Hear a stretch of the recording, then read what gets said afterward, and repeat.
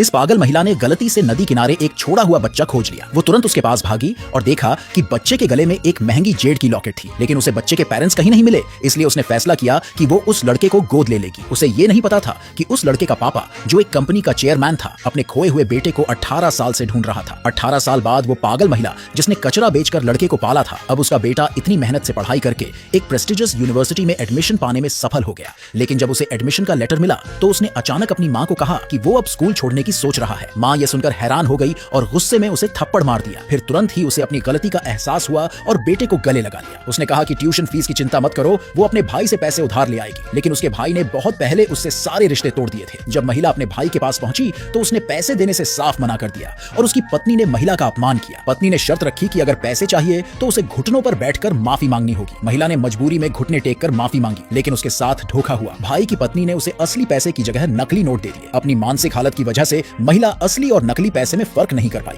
वो खुशी खुशी पैसे लेकर घर लौट रही थी। तभी रास्ते में गर्मी की वजह से वो बेहोश हो गई। बेटा उसे सड़क किनारे बेहोश पाकर तुरंत पानी पिलाकर होश में लाया। जब वो होश में आई तो तुरंत वो पैसे निकालकर दिखाने लगी और बार बार कहने लगी कि अब उनके पास यूनिवर्सिटी की फीस भरने के पैसे हैं। बेटे का दिल ये देखकर टूट गया, लेकिन अपनी माँ को दुखी ना करने के लिए उसने वादा किया कि वो इन पैसों से पढ़ाई के लिए जाएगा। फिर उसने अपनी सोती हुई माँ को कंधे पर उठाया और घर ले जा रहा था। उसी वक्त वो चेयरमैन, जो 18 साल से अपने बेटे को ढूंढ रहा था, उनके सामने आया। चेयरमैन ने लड़के को एक फोटो दिखाकर पूछा कि क्या उसने फोटो में इस बच्चे को कहीं देखा है। लड़के ने देखा कि फोटो में दिख रहा जेड लॉकेट बिल्कुल वैसा ही था जैसा उसके पास है। उसे शक हुआ कि ये लॉकेट शायद उसकी असली पहचान से जुड़ा हुआ है, लेकिन उसने चेयरमैन से झूठ बोलते हुए कहा कि उसने इस बच्चे को कभी नहीं देखा। चेयरमैन थोड़े निराश हुए, लेकिन उन्होंने लड़के को अपना विजिटिंग कार्ड देकर कहा कि अगर उसे कभी किसी चीज की जरूरत हो तो तुम कंपनी में आ सकते हो। चेयरमैन के चले जाने के बाद लड़के ने अपने गले से जेड लॉकेट निकाला और उसे ध्यान से देखा। इससे पहले कि वो अपनी माँ से अपनी असली पहचान के बारे में कुछ पूछ पाता, उसने अपना सामान पैक किया और शहर की यूनिवर्सिटी के लिए निकलने की तैयारी कर ली। जाने से पहले उसने अपनी माँ की देखभाल अपने कजिन को सौंप दी